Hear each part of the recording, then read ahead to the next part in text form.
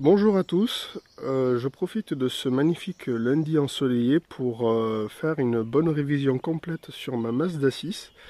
Donc je vais essayer de faire vraiment quelque chose d'assez détaillé euh, et d'assez propre on va dire, suivant mes explications. Donc ce que je vais faire c'est tout simplement une bonne révision. Donc qu'est-ce que c'est qu'une révision? Tout simplement ça va être vidange moteur, changement du filtre à gazole, filtre à air, filtre à huile. Filtre d'habitacle, voilà, il n'y a rien de plus compliqué, c'est uniquement ça, une simple révision. Donc voilà, comme j'ai pas trouvé beaucoup de tutos français pour les Mazda 6, du coup, ben, j'en profite pour essayer d'en faire une, et ben, en espérant que ça puisse aider d'autres possesseurs de Mazda. Donc voilà, tous les ustensiles et les produits sont là, donc voilà, tous les filtres, etc., etc. Donc je vais essayer de faire ça le plus proprement possible et surtout assez bien, de manière assez explicative, on va dire. Donc voilà. Donc on va commencer pour remplacer le filtre d'habitacle. Donc le filtre d'habitacle, il est ici, dans la boîte à gants. C'est pas plus compliqué que ça. Donc il y a certains passages qui seront coupés parce que c'est pas facile de le faire d'une main tout simplement. Donc et avec la caméra. Donc voilà. Donc tout simplement pour enlever la boîte à gants, parce que le filtre il est juste derrière. Vous voyez le cache blanc, c'est le cache blanc du filtre d'habitacle, tout simplement. Voilà. Donc on enlève ceci, c'est d'écarter. Voilà. Ensuite on écarte ce côté-là. On enlève les câbles s'il y a quelque chose qui gêne.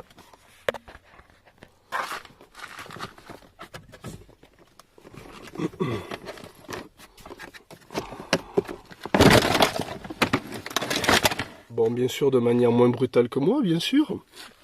Donc voilà. Et nous avons l'accès au cache. Voilà. On enlève le cache. Et nous avons le filtre d'habitacle. Filtre à pollen, si vous voulez. C'est à peu près la même chose.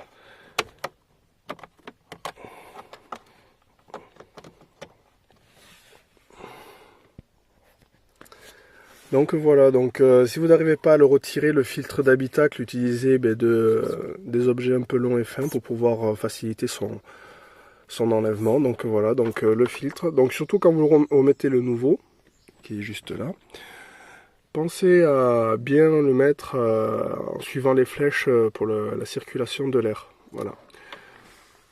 Donc moi en principe je le remplace tous les 15 000. L'entretien selon Mazda c'est tous les 20 000. Chacun fait comme il veut, mais moi je préfère faire tous les 15 000. Voilà. Donc comme vous pouvez le voir, il est plutôt dégueulasse.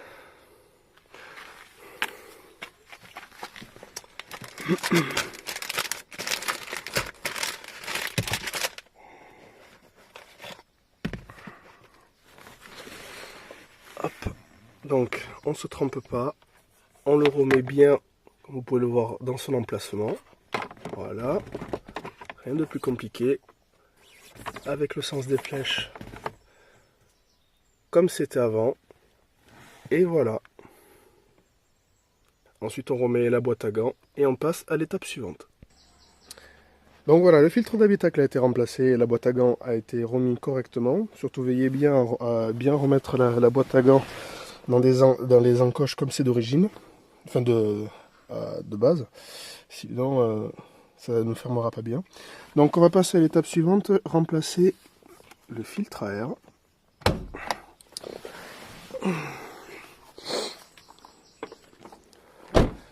Désolé si je prends plutôt mon temps, mais bon, il fait beau, c'est lundi.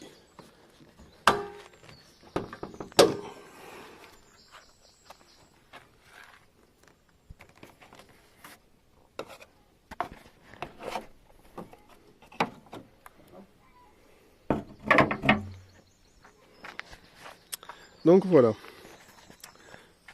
Donc la boîte à air, elle est là, donc c'est ici qu'on va remplacer le filtre à air. Après, peut-être que cette vidéo sera peut-être pas suffisamment détaillée ou complète, car j'ai le filtre à gazole à remplacer, et le filtre à gazole, il est là.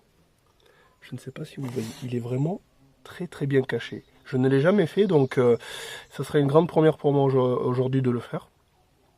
Donc ça va être très difficile parce qu'étant donné qu'il est très mal situé. Donc bon, après j'ai vu certains tutos qui expliquaient à peu près son enlèvement. Donc je vais essayer de faire vraiment au mieux. Donc voilà, donc après une fois que j'aurai fini de faire la vidange, etc. Je vais faire une remise à zéro du compteur vidange. Donc j'ai vu une astuce qui consistait avec un câble électrique. Donc si cette astuce ne fonctionne pas dans cette vidéo, je ferai directement une remise à zéro avec mon logiciel. Parce que j'ai un logiciel qui permet de faire une remise à zéro directement via la prise OBD de l'ordinateur, de la voiture. C'est avec un câble qui se relie directement de la prise OBD de la voiture à un ordinateur. Donc voilà, donc si je n'y arrive pas à faire la méthode du fil électrique, je vous prie de m'excuser par avance.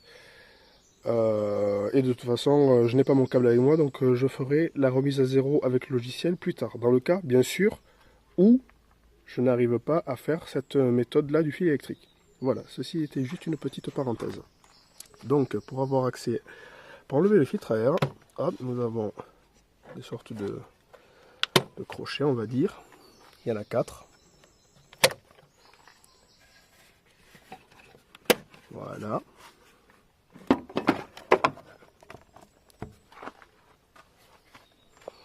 Donc moi j'avais mis un KN pour faire rentrer plus d'air, mais bon, un moteur diesel fonctionne déjà de base en excès d'air.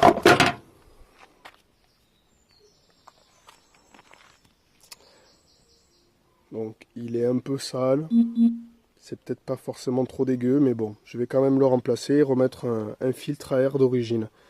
Donc voilà.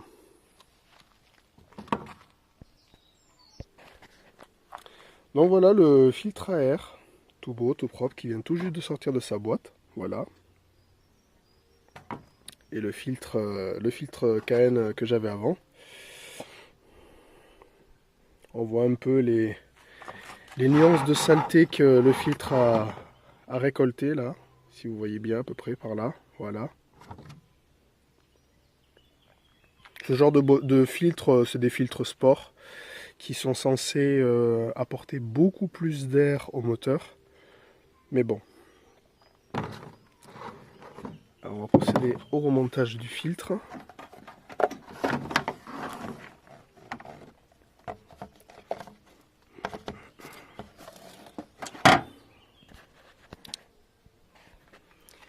Donc voilà, le filtre vient d'être remonté, donc je suis désolé, je suis obligé de couper par-ci par-là parce que avec une main et la caméra, ce n'est pas facile de faire les deux à la fois. Donc voilà, donc le filtre est bien dans sa boîte, dans son emplacement. On va essayer de bien remettre la boîte comme c'était.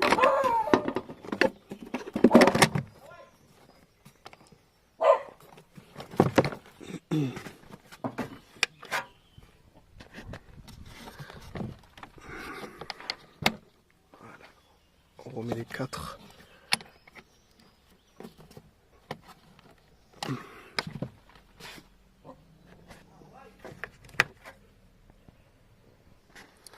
Donc voilà, donc j'ai remis les 4 griffes.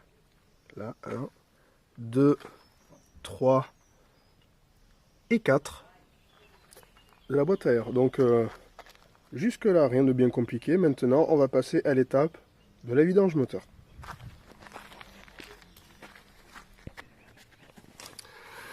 Alors, pour placer le cric bien comme il faut, sans avoir à plier le bas de caisse, il faut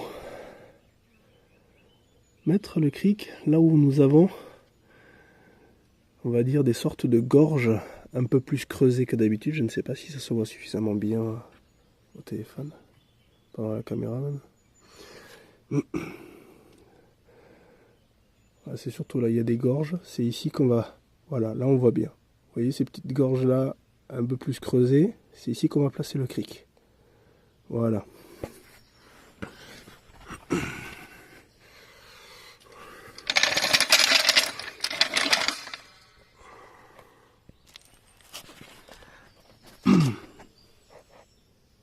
Le clic est positionné. Allez, on lève.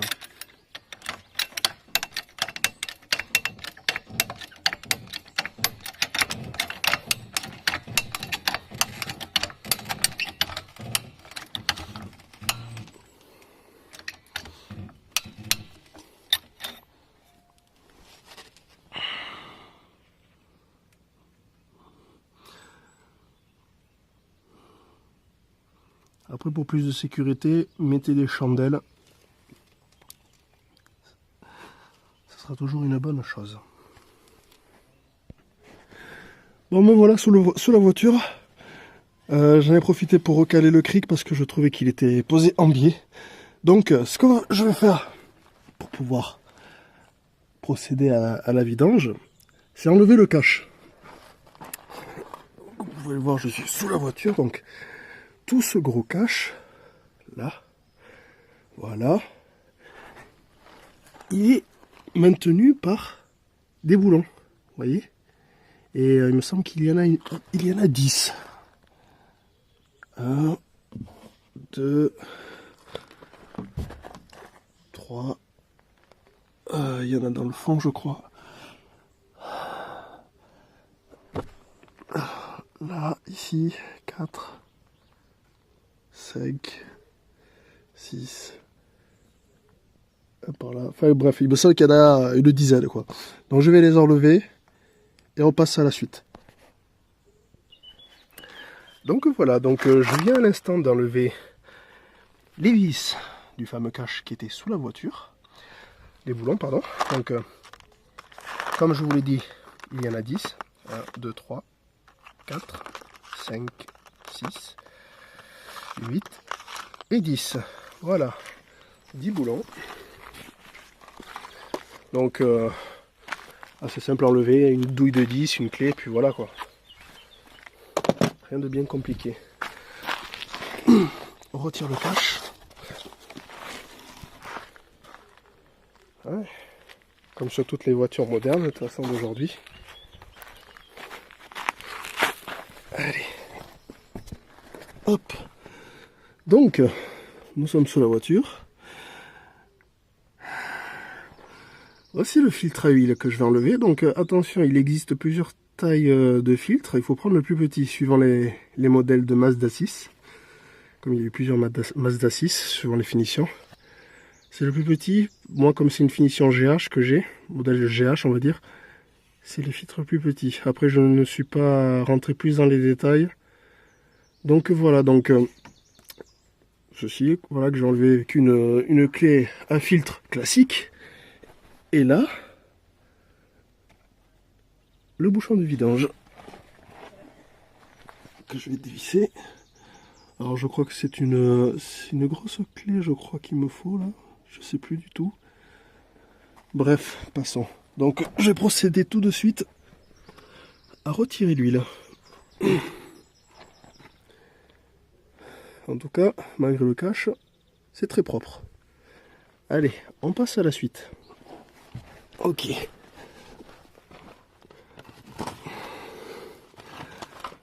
Donc la douille, la douille du bouchon de vidange, c'est du 19. Donc voilà, donc j'ai commencé un peu à la desserrer avec une clé plate. Hop.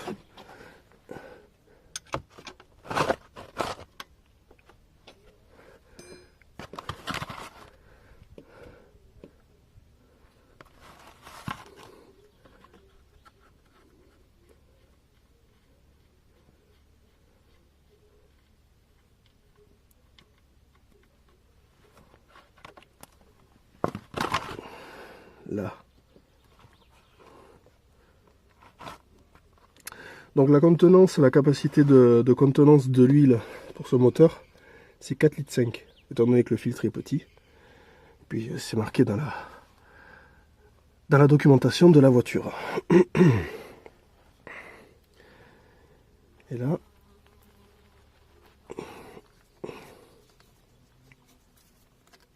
pendant que lui il est en train de se vider tranquillement.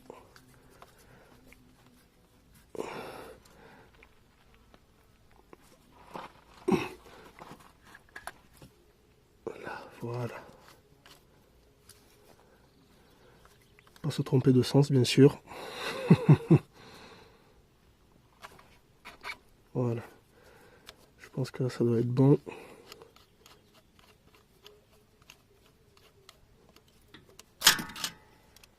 Bien sûr, vous pouvez travailler plus proprement que moi avec des gants. Hein.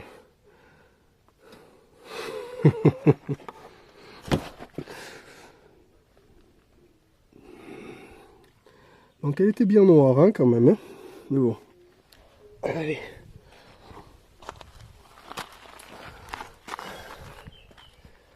Là où ça va se corser, c'est lui. Là, franchement, je ne sais pas comment je vais faire. Allez, on se retrouve après. Bon, ben c'est reparti. Donc, entre temps, ben, l'huile a fini de s'écouler tranquillement. Donc, pensez à récupérer le joint du bouchon de vidange qui était sur le bouchon parce qu'il était collé. Donc, je l'ai récupéré. J'ai graissé le nouveau joint avec de l'huile. Donc voilà, donc moi comme il y a un filtre à particules, j'ai pris de l'huile d'origine Mazda. Donc voilà.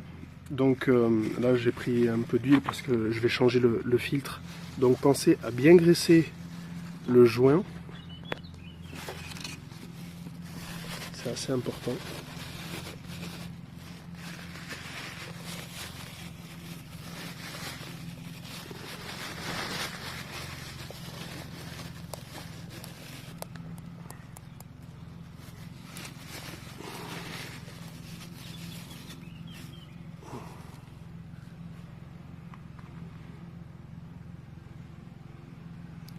Ça semble pas trop mal.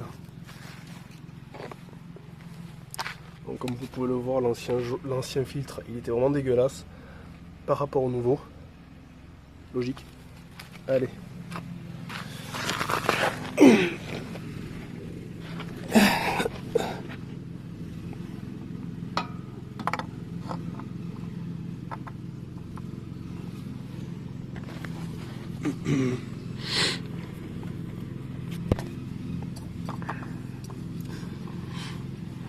Commencez à serrer à la main.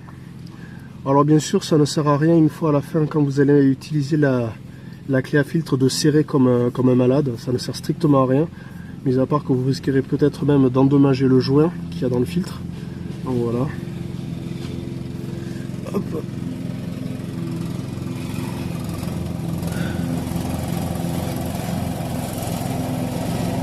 Voilà.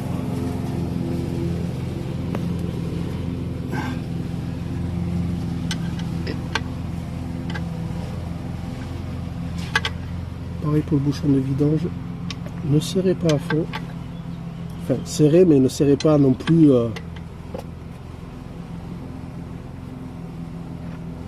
voilà quoi.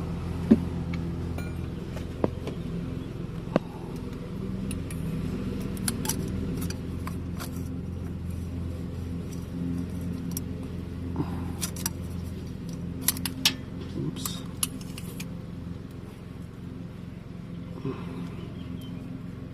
Je vous garantis que ce n'est pas facile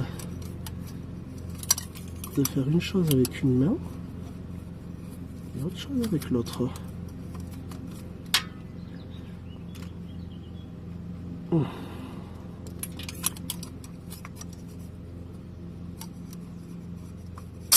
Là.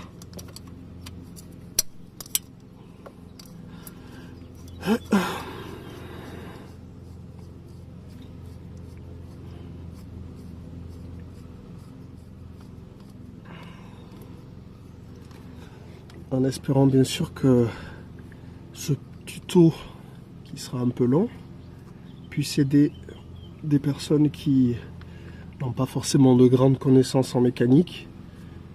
Parce qu'au final, une vidange, ça reste quand même assez simple, on va dire.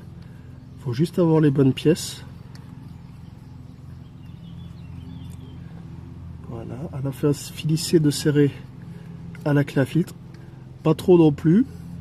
Quand même, bon, faut que ça tienne quand même, mais éviter les. Faut pas que ça fuit bien sûr, mais faut serrer un peu, mais pas non plus comme un malade jusqu'à endommager le joint qui est à l'intérieur du filtre.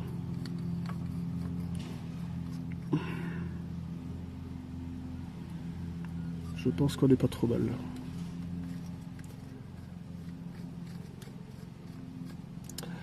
Donc voilà, donc maintenant je vais procéder au remontage du cache qui est sous le moteur. Donc je vais d'abord remettre de l'huile, ensuite je vais remettre le cache, faire tourner, enfin remettre de l'huile, faire tourner un peu le moteur, histoire de vérifier qu'il n'y a pas de fuite et que le niveau est bon. Et ensuite je remettrai le cache et après l'étape la plus difficile pour moi bien sûr qui sera le filtre à gazole. Allez, on se retrouve tout à l'heure. Donc les gens, partie du démontage du filtre à gazole, donc avec l'aide de mon beau-frère, comme moi je n'ai pas trop de bonnes connaissances en mécanique et que lui oui, il m'a aidé pour voir quelles sont les vis en question à dévisser, donc à l'aide d'un miroir de rétroviseur. Comme vous pouvez le voir, ce sont ces deux boulons qui tiennent le support du filtre à gazole. Donc ce n'est pas forcément facile parce que nous sommes en plus gênés par les talons qui viennent nous porter coup de main. Donc voilà, bon, vous avez pu voir en question les boulons en question. Donc ce sont les deux grises. Voilà. Deux boulons qui sont, attends, là, voilà, qui sont là. Voilà, les deux boulons gris que vous voyez là, ce sont ceux-là qu'il a dévissé. Donc voilà, donc je vous remontre à peu près où est l'emplacement du filtre. Voilà, au milieu des durites bien cachées. Merci Mazda. Mais bon, on en apprend tous les jours. Donc on continue notre périple. Allez, à tout de suite. Bon voilà, donc ça a été très laborieux pour le sortir. Très mal situé. Mais déjà, premier objectif réussi. Donc là, nous avons la petite vis de purge. Voilà, donc là, nous allons procéder à enlever cette partie-là, la tête avec les arrivées où on branche les durites dessus. Et on va mettre ensuite le nouveau filtre.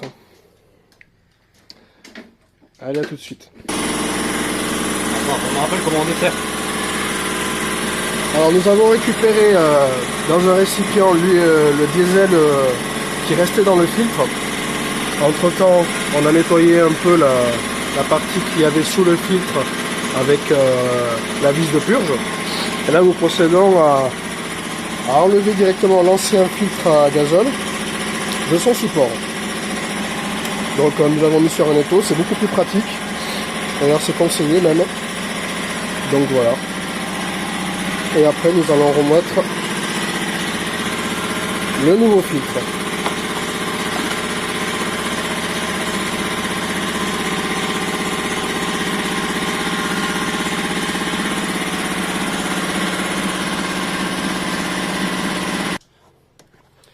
Voilà.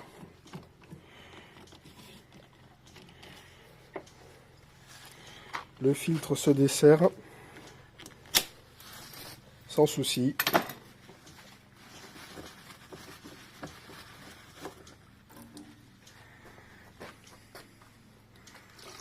On récupère toujours le gazole qui reste à l'intérieur. Vous pouvez éviter un peu de partout. Aussi.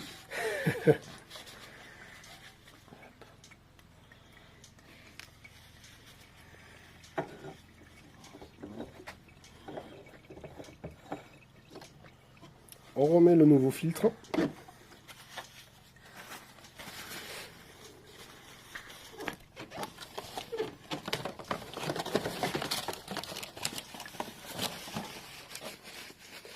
On pense surtout à remplacer le joint qui était fourni, qui était avant sur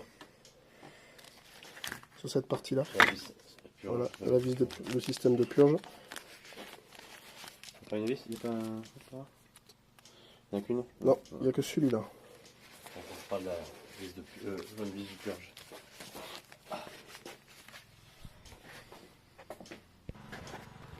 Voilà, donc on vient de remettre le joint comme je vous l'ai expliqué précédemment. Donc celui-là, ça c'était celui qui était sur l'ancien filtre. Donc on a remis le nouveau avec le nouveau filtre. Et là nous allons procéder au remontage du filtre sur la voiture. C'était galère à démonter, ça risque d'être encore plus galère à remonter. Mon père avait rangé la tondeuse. Bon les amis, nous sommes quasiment à la dernière étape. Donc le filtre à gazole, il vient de retrouver son emplacement. On est en train de resserrer les deux boulons que je vous ai montrés au miroir précédemment.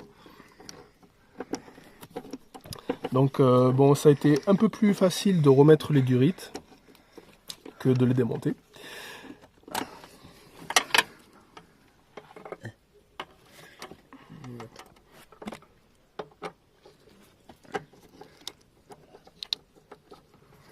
C'est un peu du travail à l'aveugle, on va dire, mais ça apporte plutôt bien ses fruits. Il n'y a plus qu'à resserrer.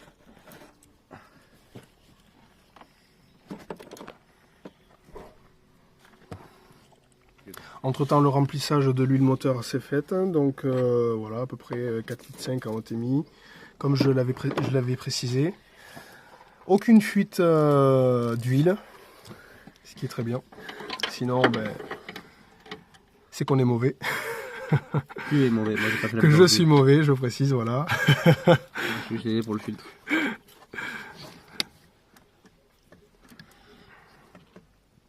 Et après, dernière étape, vérifier que le filtre à gazole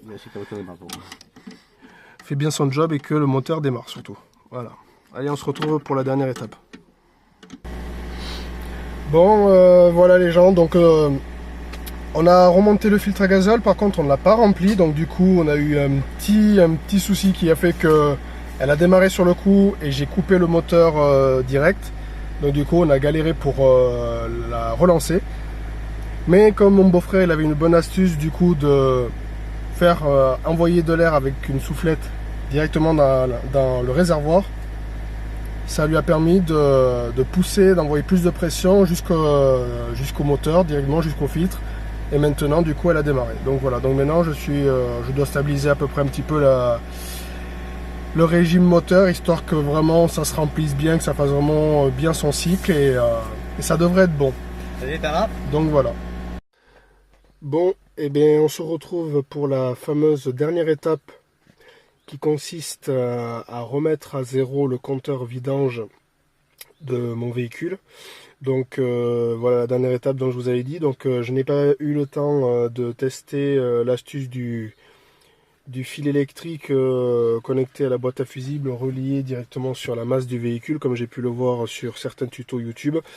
Donc du coup, et puis comme j'ai dit que j'avais oublié mon câble, donc je vais faire directement avec mon logiciel de diagnostic, donc ForceScan, qui est un logiciel qui fonctionne très bien, surtout pour Mazda, et je pense même d'autres véhicules, mais particulièrement bien pour Mazda. Donc avec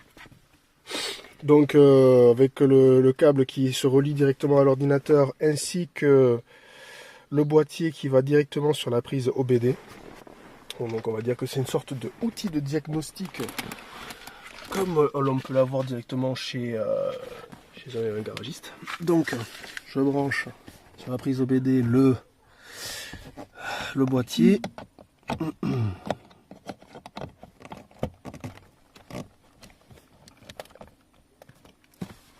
Voilà, il est connecté. Alors, donc il est en train de me demander de mettre le contact en position on et de mettre l'interrupteur.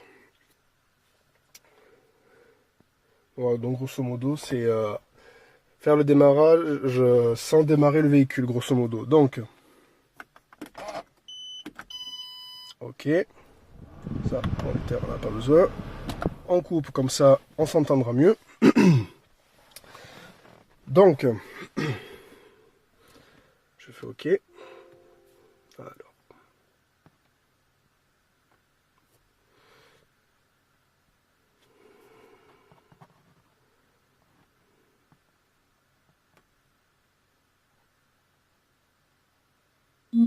Donc là, il vient de trouver mon véhicule.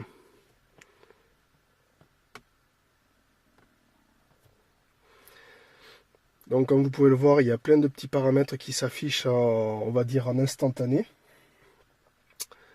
Donc voilà. Donc ce qui va nous intéresser, c'est d'aller sur le petit onglet de la clé là, fonction de service.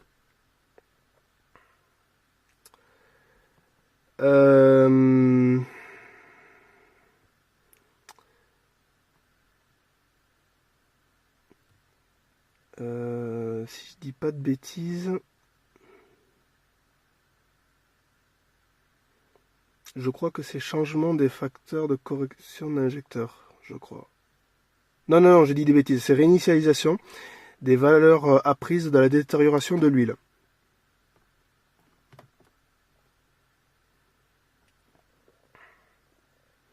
Voilà. J'ai sélectionné ce qui m'intéresse et du coup, je fais lecture. Réinitialisation des valeurs apprises de la détérioration de l'huile. Cette procédure réinitialise la valeur de détérioration de l'huile moteur. Donc grosso modo, ça va réinitialiser le compteur vidange normalement. Donc parce qu'en fait, ce qui va se passer, ce qu'il faut savoir, c'est que sur ces véhicules-là, Mazda, je pense en général la majorité des Mazda, quand on fait une vidange, comme beaucoup de véhicules d'autres marques, je suppose, si on ne remet pas à jour le compteur vidange, il arrive que, admettons, si... Bon là, l'exemple pour la Mazda, c'est que si le compteur de vidange n'a pas été remis à zéro, étant donné que la durée grand max de la période d'entretien va sur 20 000 km, s'il n'est pas remis à zéro sur les 20 000 km, un message va s'afficher au tableau de bord. Pour ma part, c'est un message DPF.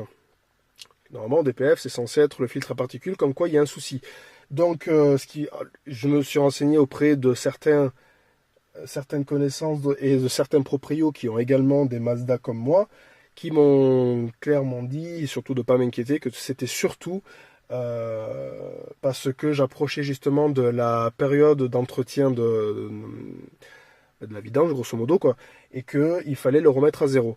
Donc ils m'ont proposé cette solution de faire cette procédure-là pour remettre à zéro.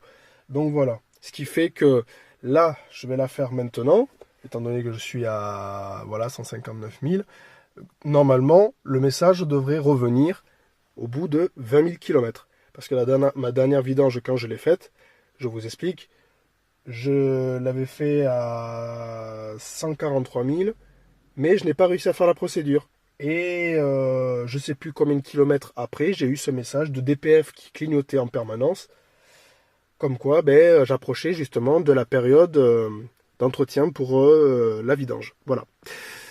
Ceci était une parenthèse. Donc, si jamais il y a des possesseurs, des proprios de Mazda qui verront cette vidéo, n'hésitez pas à intervenir si jamais j'ai dit des bêtises. Ce sera toujours une bonne chose de me corriger, parce que possible que je dise des choses dont je ne sais pas sur ces véhicules-là. Et moi, ça me permettra d'en savoir un peu plus. Donc voilà, donc je continue cette dernière étape sur cette procédure. Donc voilà, je fais OK. Et là, c'est parti. Donc le véhicule est en train de réinitialiser les valeurs de l'huile. Donc normalement, là, il est en train de faire une remise à zéro. Il me demande de couper le contact. Donc je coupe le contact. Voilà, c'est chose faite. Il n'y a plus rien. Hop. Je fais OK. Voilà. Il demande de bien vouloir attendre. Donc 5 secondes, 20 secondes. Donc comme vous pouvez le voir en bas, il y a une jauge avec un pourcentage qui montre l'avancée de la procédure en cours sur cette étape. Donc voilà. Et normalement, une fois qu'on sera arrivé à la fin, donc à 100%, ça dira grosso modo que ça a été réalisé avec succès. Donc là, à nouveau, il me demande de remettre le contact, mais de ne pas refaire tourner le moteur. Donc c'est exactement ce que j'ai fait précédemment. D'appuyer 2 fois sur le bouton Start et On. Hop, hop, OK, on est tous d'accord. Voilà.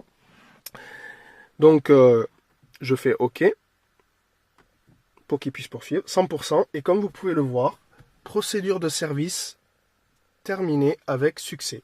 Donc voilà. Donc là, normalement, la remise à zéro a bien été exécutée avec succès. Donc voilà, ceci était la dernière partie de mon tuto sur la révision, d'une Mazda. Donc voilà quoi, donc qui consistait à vidanger l'huile, changement du filtre à gazole, essence, habitacle, air et remise à zéro du compteur vidange. Donc voilà, donc j'espère que cette petite vidéo vous aura été utile. Et si ça vous a été utile pour des proprios qui ne connaissaient pas peut-être cette astuce-là, ou même ne sachant pas faire son propre entretien soi-même, eh ben tant mieux. Donc voilà, donc merci d'avoir regardé cette vidéo, et je vous dis à bientôt pour peut-être un nouveau tuto. Salut tout le monde!